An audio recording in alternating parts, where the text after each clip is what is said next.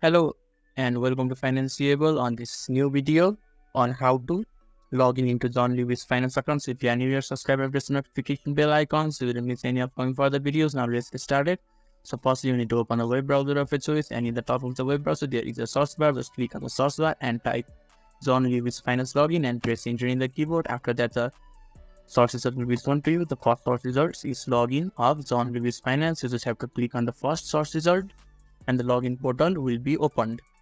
Firstly, you just have to manage or allow all the cookies of John Lewis. And when you have managed or accepted all the cookies, you can just log in.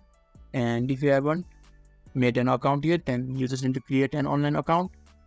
The option is right on the right side of the login button, and follow through the instruction provided by the John Lewis, and you will be able to create the online account. And after when you have created the online account, just click on the login button and you will be directed to the login portal of John Lewis and partners.